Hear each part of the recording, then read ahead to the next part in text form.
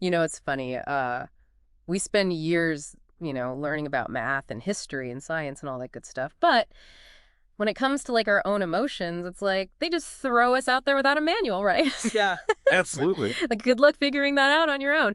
But you clearly feel the same way because you sent us this excerpt from Wikiversity's like studying emotional competency page. And honestly, I think this is about to be our crash course in emotional intelligence. I'm happy to dive in. And it's true, a lot of times emotions can feel like this mysterious force that's just driving our Mhm. actions. But the more we understand about them, the more we can actually harness that power for good. Yes, exactly. That's what I'm hoping for. Okay, so first things first. What exactly is emotional competency? What makes it so important? That's a good question.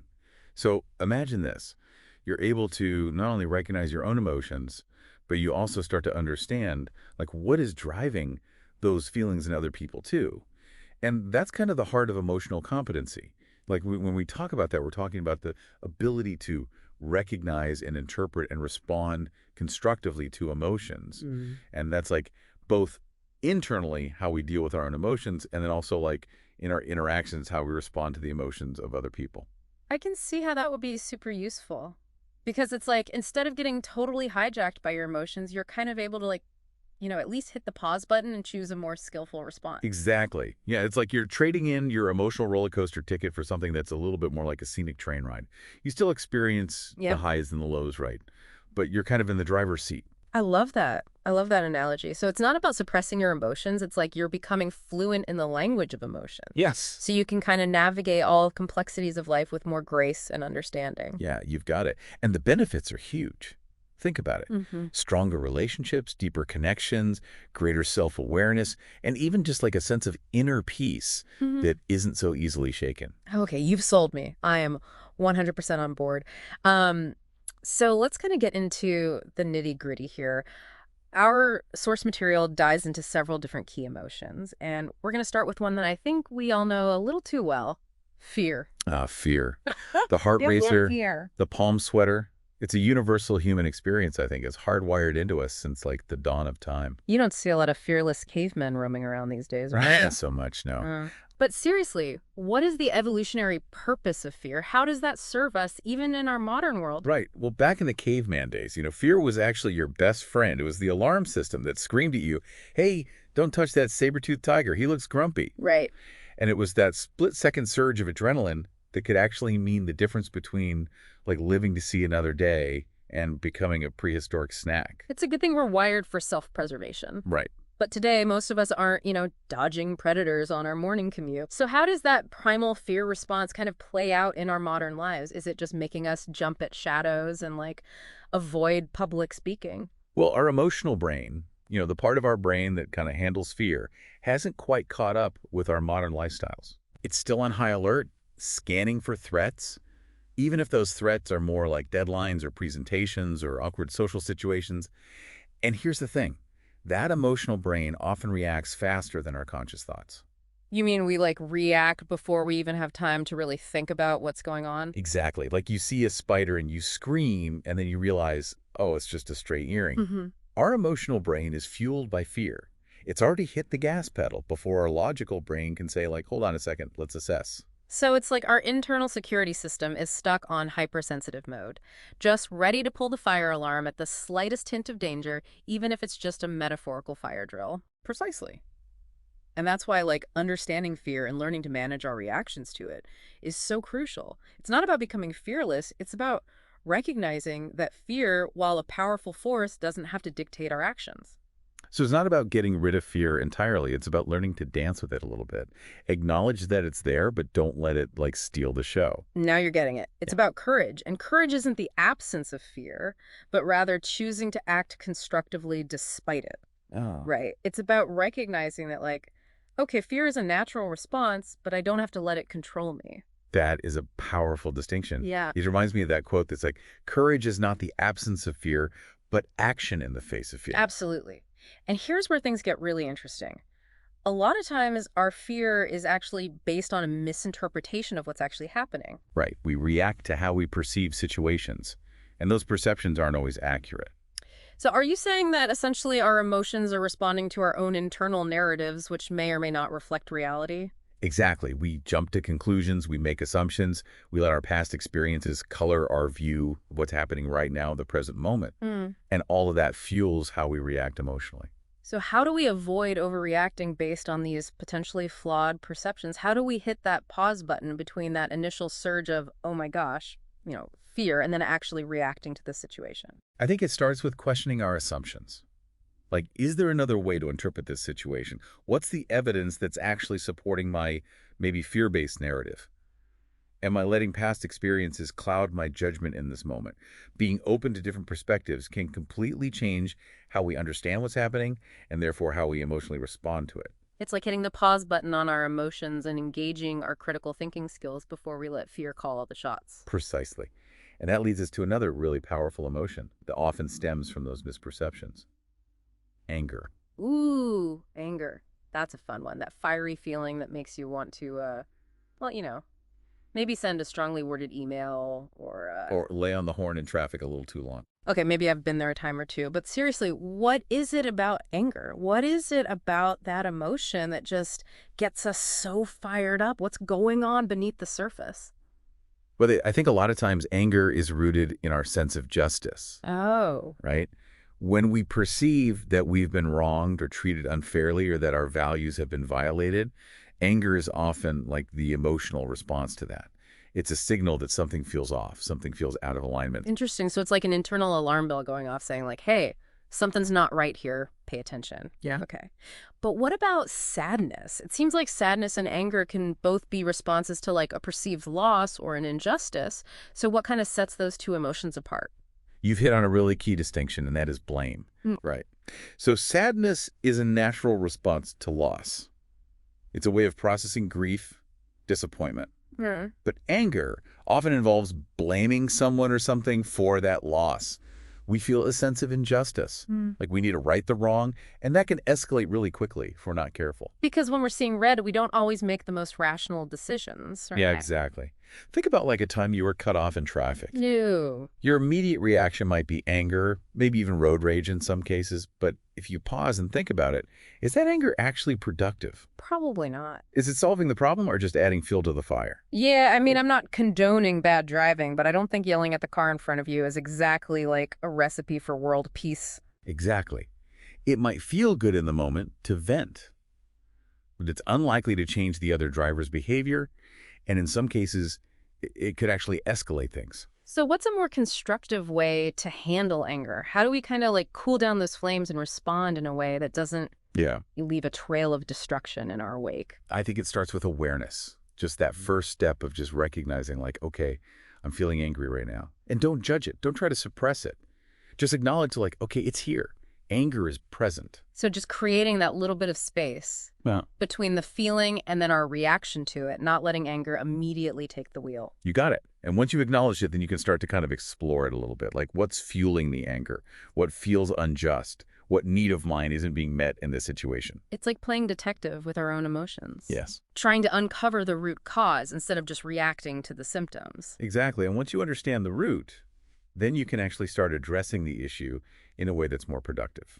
So instead of lashing out, we should be focusing on calming down, analyzing the situation, and then figuring out a solution. I think that's a really good path. Now, speaking of navigating tricky situations, let's shift gears a little bit and talk about how all of these emotions kind of play out in our relationships. Because let's face it, that's where things can get really interesting. Absolutely. Our relationships are often like the most fertile ground for emotional growth, but they can also be a source of some pretty intense challenges too. You're absolutely right. Relationships are, they can be messy sometimes, Yeah, but they can also be incredibly rewarding. for sure, for sure.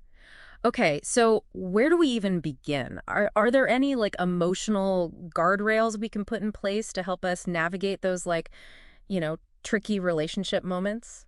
Yeah, absolutely.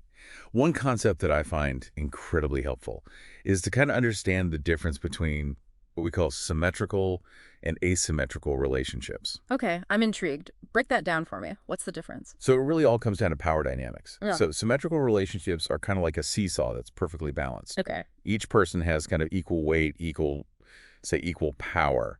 So you think about like, close friendships where you just feel completely comfortable being yourself. Right. Or maybe those romantic partnerships that are really built on this foundation of mutual respect, that level playing field. Yeah, that feeling of like we're in this together, where both people feel heard and valued and respected.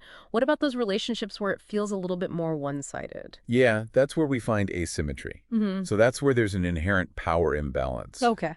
Right. And this Yeah. could be like in a workplace, you've got a boss and their employees. Mm-hmm. It could even be in some families where, certain members maybe hold more authority. Right. And I can see how those power dynamics could definitely influence how we express our emotions. Like you might think twice about, showing anger towards your boss the same way you would with like, you know, a close friend or a sibling. Exactly. And it's not about being fake or suppressing your feelings. It's more just like understanding the context Right. and adjusting your communication accordingly. The key is to kind of be mindful of those dynamics and how they might be influencing not only your own behavior, but also the behavior of the people around you. So being strategic and respectful and recognizing that, different relationships call for maybe slightly different emotional approaches. Precisely. Yeah. It's all about finding that sweet spot between authenticity Right. and consideration, Right. right? For the other person's perspective and the nature of the relationship. Okay, that makes total sense. But relationships are complicated. Oh, yeah. How do we navigate those complex waters without, accidentally capsizing the entire ship? You're right. Relationships are complex, and I think that's why empathy is such a valuable tool. Empathy. Okay. Yeah, we touched on that a little bit earlier when we were talking about like fear and misperceptions, but how does empathy come into play in our relationships specifically? Yeah, so I think empathy is about stepping outside of our own little emotional world and trying to see things from the other person's perspective. Mm. It's about like really trying to understand their feelings, their motivations, their experiences, even if we don't necessarily agree with them. So it's more than just saying like, oh yeah, I get why you're upset. It's like really putting ourselves in their shoes and Yeah. trying to understand the situation from their vantage point. Exactly. Yeah. And recognizing that, we all experience emotions differently. And what might be a trigger for one person might not even faze somebody else. Right. It's about approaching those differences with curiosity and compassion rather than judgment. I love that. Approaching differences with curiosity rather than judgment. It's Yeah. like instead of immediately jumping to conclusions, it's like, okay, tell me more about what's going on for you. Hmm. Yes. It's about creating that safe space for open and honest communication. Yeah. Now, our source material also talks about this concept of stature and how that relates to our emotions both internally and then also like within our relationships. Stature. Okay, that's a new one. What is that all about? And how does that tie into this whole emotional intelligence puzzle we're trying to solve? So stature is essentially like our perceived ability to help others. It's about feeling valuable, capable, like we're making a positive contribution. Okay. So when we feel like we're adding value, our stature increases and we experience all those feel-good emotions like pride and satisfaction, a sense of accomplishment. Okay, so it's that like warm, fuzzy feeling you get when you help a friend in need or when you excel at work or you like master a new skill. Yes. It's about feeling capable and valuable. Yeah. Exactly. But here's the thing. There's always a flip side, right? When our stature decreases, maybe we make a mistake or we experience a setback or someone criticizes our efforts.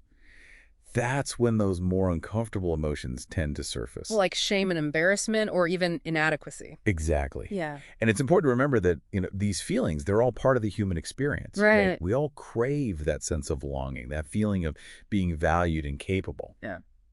But here's where things get really interesting. I'm sensing a but coming, and I have a feeling I know where this is going. You're probably right. You see, it's not just our own internal sense of stature that impacts us. Yeah. It's also how we perceive the stature of other people. Okay, so we compare ourselves. Yeah. And depending on where we land in that comparison game, we experience a whole range of emotions. Precisely. Yeah. So if somebody else's stature seems to be increasing, maybe they got a promotion, maybe they're getting recognized for their work, we might feel a little envious. Right. Maybe even a little resentful. And then on the flip side, if someone's stature seems to be decreasing, maybe they're going through a difficult time or they made a mistake, then we might feel a sense of schadenfreude. Yeah. Like that guilty pleasure of like, well, at least I'm not doing as badly as them. Right. It's not always pretty, is it? Not always. But I think understanding these dynamics can be so helpful in navigating our relationships. Mm-hmm. It allows us to recognize that a lot of these emotions, the envy, the pride, the shame, they're often rooted in our perceptions of ourselves and others rather than some objective reality. So if someone's like overly boastful or competitive, maybe they're actually feeling really insecure about their own stature and they're trying to overcompensate for that. It's definitely a possibility. Right. And that's why empathy is so crucial in those situations. Yeah. Instead of judging or criticizing, we can try to understand what might be driving that behavior, what insecurities might be lurking beneath the surface. It's like that old saying, everyone you meet is fighting a battle you know nothing about. Be kind always. That's beautifully put. Right. And the more that we can approach these situations with empathy and understanding, the more compassion we cultivate, both for ourselves and for the people around us. Yeah. Now, you mentioned something earlier about power, and then I think it's time we dive into that a little bit deeper. Because power dynamics, whether we realize it or not, play a huge role in shaping our emotional experiences, especially within our relationships. Power dynamics and emotions, that's a pretty potent combination. It is. I can already see how understanding these invisible forces could be a total game changer when it comes to relationships. So let's unpack this a little bit. What exactly do we mean when we talk about power in this context of, emotional intelligence? That is a great question. And I think, a lot of times we think about power in very simplistic terms. Yeah. It's almost like this finite resource that some people have and other people don't. But it's way more nuanced than that. Power, like in the context of relationships, really comes down to influence. Yeah. It's about the ability to shape outcomes, make decisions, impact the choices and the behaviors of other people. So it's not just about brute force or dominance, like a king ruling over their subjects. Not at all. In fact, that kind of like overt power Right. is actually often less effective in the long run. Think about it. When people are forced to do something, they tend to resist Right. or rebel, right? Hmm. True influence is often much more subtle. Okay. It's more about persuasion, understanding how to motivate people, Interesting. and a lot of times it's about meeting people where they are. Okay, I'm intrigued. Break it down for me. What are the different flavors of power and how do they kind of show up in our relationships? Okay, so our source material actually highlights three bases of power, Okay. and those are dominance, stature, and influence. Okay. Dominance we already kind of touched on a little bit. Right. That's that more traditional view of power as control Right. through force or coercion. And then we just explored stature, Right. which is all about earning influence through respect, capability, that perceived ability to help other people. Huh. But this third one, influence, I think this is where things get super interesting. Influence. Okay. So not just telling someone what to do, but kind of subtly guiding their choices. Yes. It sounds like a Jedi mind trick. You could say that. Influence is about understanding what motivates people, what are their values, and how do you kind of frame things in a way that's going to resonate with their desires, their goals. Think about marketing and advertising, Oh. right? They don't force us to go out and buy those products, but they subtly kind of shape our desires. They plant these little seeds in our minds. They nudge us towards making certain choices, and that's influence in action. Wow, I never thought about it that way, but that makes total sense. So being aware of these different forms of power can help us to kind of navigate those dynamics more effectively in all areas of our lives. Absolutely. Personal, professional, you name it. I think so. When we understand how power operates both consciously and unconsciously, then we can make more intentional choices about how we wield our own influence, Right. but also how we respond when other people are maybe trying to influence us. Yeah. It's about recognizing those power dynamics are always at play, whether we're aware of them or not, and that understanding these dynamics can actually be incredibly empowering. So it's we're developing this X-ray vision to spot these kind of invisible forces that are shaping all of our interactions. Yeah. That's pretty cool. But let's kind of bring it back to the individual for a moment. We've talked a lot about emotions and relationships and power dynamics, but how does this all connect back to our sense of self? Another great question. I think it's like this. Every experience we have, every emotion we feel, every interaction, every success, every failure, all of that gets kind of woven into the fabric of who we are. Yeah. They're constantly evolving. We're integrating new information. We're refining our sense of self based on all of these experiences. So it's our experiences are brushstrokes, and then over time they create this very complex, multi-layered portrait of who we are. I love that analogy. And just like with a portrait, each of us is completely unique. Yeah. We all have our own individual histories, our own values, strengths, weaknesses, passions, aspirations. But here's the truly remarkable thing about humans. What's that? What sets us apart from, a houseplant that just sits there soaking up the sun? We are capable of self-reflection. Mm. We can actually think about our own thoughts. Whoa. We can analyze our emotions. We can question our own beliefs and assumptions. And we can learn and grow and evolve in ways that other living beings on this planet just can't. It's like we have this inner architect that can redesign and renovate the house of self as needed, right? Yeah. We can knock down walls, we can add new rooms, we can change the paint color. We're not just stuck with like the blueprints that we were given. Exactly. We have this incredible capacity for change and growth. And that brings us to a really crucial point that I want to emphasize. Okay, I'm all ears. We are not simply at the mercy of our emotions. Really? We actually have way more agency than we often realize. Okay. But here's the thing. It's not just about our emotions. Our behavior, our choices, our reactions, all of it, it's all influenced by this very intricate web of factors, this Right. internal operating system that's kind of running behind the scenes. It's like there's this whole internal landscape that we haven't even explored yet. Yes. Like we've been so focused on like the emotional weather patterns, but we haven't really taken the time to study like the lay of the land. Exactly.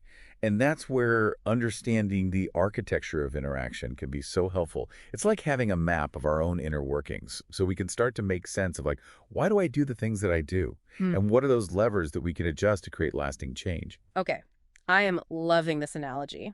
So give me the guided tour. What the key landmarks in this architecture of interaction? What do we need to know to kind of like, successfully navigate this inner terrain? Okay. So at the top level, you've got cognition. Okay. So this is like our conscious thoughts, our beliefs, our values, our intentions. This is where our free will hangs out. This is the realm of choices. Like we can choose what we believe in. We can choose what we value. We can choose how we want to act. Okay. This is the part of us that can hit the pause button when our emotions are running high and say, hold on a second. Yeah. Let's assess the situation before we react. So that's really where we have the most control, that conscious thinking part of ourselves. Exactly. But then we have this other layer. Yeah. And these are our learned responses. Mhm. So these are those ingrained habits, conditioned reactions, automatic patterns. Think of it like muscle memory, but for our minds. So like those knee-jerk reactions we have in certain situations, like, when someone criticizes you and you immediately get defensive, even if you know deep down, like they probably have a point. Exactly. And sometimes those learned responses can be helpful, Yeah. right? Because they allow us to navigate familiar situations with ease, more efficiently, but they can also keep us stuck Right. in patterns that are not serving us anymore. Yeah. Especially when those patterns are fueled by maybe outdated beliefs or emotional baggage that we've been carrying around for years. So how do we break free from those like ingrained patterns that are no longer serving us? How do we rewire those neural pathways? It takes conscious effort. Yeah. And it takes practice. So we have to first become aware of what those patterns are. Like, okay, what's the pattern here? Then we have to figure out like, okay, well, what's triggering this? And then we can actually choose a different response. Mhm. But it's almost like you're creating a new trail through a forest. The more we walk that new trail, the more defined it becomes, and then eventually becomes our new go-to path. Mhm. But it takes time, and it definitely takes repetition. Okay, so we've got cognition, our conscious choices, we've got the learned responses, those ingrained habits. What else makes up this architecture of interaction? What other landmarks do we need to kind of be aware of as we're, traveling through this landscape? Okay, so the next layer is personality traits. And these are like our more enduring characteristics. Things like, are you more introverted or extroverted? How do you tend to handle stress? Are you naturally more optimistic or pessimistic? So that's the whole nature versus nurture debate. Exactly. How much of who we are is like, pre-wired versus shaped by our environment and our experiences growing up. Exactly. And, while there's no easy answer, I think the key is to just understand that our personality traits, they play a huge role in how we experience and express emotions. Sure. So, for example, like someone who's naturally more introverted might need a little bit more time to process their emotions before they launch into like a difficult conversation. Yeah. Or someone who's more extroverted, they process things by talking it out. So it's not about judging either of those tendencies as like right or wrong. It's about understanding how they influence our interactions and kind of like honoring our own unique wiring. Exactly. And then we have one final layer to explore, Okay, hit me. and that is human nature. Okay. So these are the fundamental qualities that kind of unite us as a species. Our capacity for love and compassion, connection, creativity, joy, but then also, our potential for things like fear and anger and jealousy. self-preservation. So those hardwired instincts that we talked about earlier, like the fight or flight response and all that, the stuff that's just in our DNA. Exactly. And those primal instincts have been essential for our survival as a species. Right. But they can also lead to conflict and misunderstanding and just unnecessary drama in our modern world if we're not aware of them. So how do we reconcile those like ancient instincts with the demands of our very complex, very modern lives? That is the million-dollar question, isn't it? Right. And it all circles back to awareness and conscious choice. The more we understand about ourselves, our emotions, our triggers, our tendencies, our strengths, our blind spots, all of it, the more empowered we become to make choices that are aligned with our values, and that allows us to create the kind of relationships, the kind of life that we truly desire. So it's about taking responsibility for the things we can control, Yes. while also accepting that some things are just part of the human experience. Like we can't change our DNA, we can't, erase our past, Right. but we can choose how we respond to those things in the present moment. Exactly. We can't control everything that happens to us, but we can control how we choose to respond. And that is incredibly powerful. I love that it's a message of both empowerment and acceptance. You It's know, like, okay, this is the hand I've been dealt, but I get to choose how I play the game. beautifully put. And the more we play, the better we get at it. Mm. Emotional intelligence really is this lifelong practice. hmm And every interaction is an opportunity to learn and grow and strengthen those emotional muscles. We've covered a lot of ground today. It's been a wild ride through the world of emotions. We've talked about fear and anger and empathy and stature and power dynamics and the very architecture of our behavior. Phew, I need a nap. But seriously, if our listeners were to walk away with just one key takeaway from our deep dive today, what would you want it to be? That increasing your emotional intelligence really is a journey. It's not a destination. It's not about achieving some perfect state of emotional mastery. It's about cultivating self-awareness, practicing empathy, and responding to challenges with both wisdom and compassion. So keep exploring, keep learning, keep practicing those constructive responses, and I promise you'll be amazed by the positive ripple effects it has on your life and your relationships. Such wise words. So until next time, keep diving deep, my friend. And remember, your emotions are not the enemy. They are your guide. Learn to listen to them, learn to understand them, and let them lead you towards a more fulfilling and meaningful life.